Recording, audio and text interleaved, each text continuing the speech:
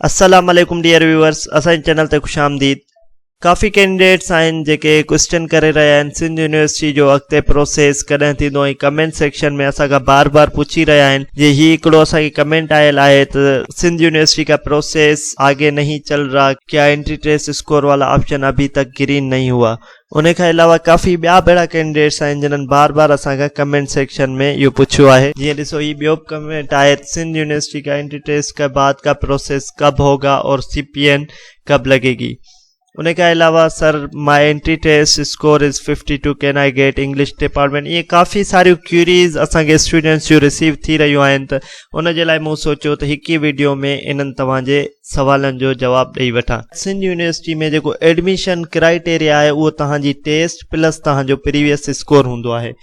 उन previous score जे लाइ लाज़मी आहे त तव्हांजी इंटरमीडिएट जी रिज़ल्ट अनाउंस्ड हुजे, ऐं काफ़ी बोर्ड्स अहिड़ा आहिनि जंहिंमें हैदराबाद बोर्ड आहे जंहिंजी अञा रिज़ल्ट अनाउंस न थी आहे, त उन जे लाइ जेको आहे CPN कैलकुलेशन में मसइलो ईंदो। तंहिं करे यूनिवर्सिटी जो फॉर्म फर्दर प्रोसेस न पियो थिए।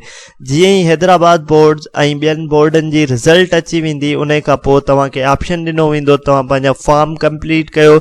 जीअं ई तव्हां फॉर्म कंप्लीट कंदव त तव्हांजो जेको आहे फर्दर प्रोसेस स्टार्ट थी वेंदो। ऐं उन खां अलावा नेक्स्ट असांजो ही कैंडिडेट आहे जंहिं असांखे पुछियो आहे त मुंहिंजो 52 मार्क्स आहिनि, छा मूंखे इंग्लिश डिपार्टमेंट मिली वेंदो।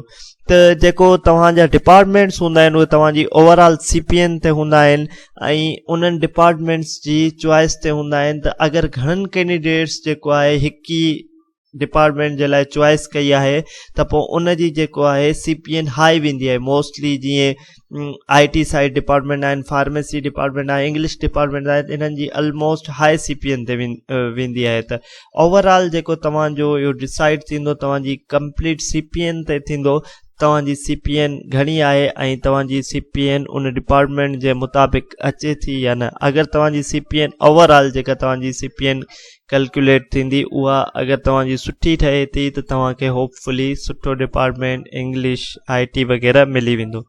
उमेद था कयूं तव्हांखे पंहिंजनि सवालनि जा जवाब मिली विया हूंदा। मज़ीद अगरि तव्हां वटि अहिड़ियूं के क्यूरीज़ आहिनि, तव्हां कंफ्यूज़ आहियो, तव्हां असांखां कमेंट सेक्शन में पुछी सघो था। वधीक अहिड़ियुनि इंफॉर्मेटिव वीडियोज़ जे लाइ असांजे चैनल खे लाइक कयो, सब्सक्राइब कयो, त जीअं असांजी ईंदड़ हर नई वीडियो ताईं पहुची सघे। अल्लाह हाफ़िज़।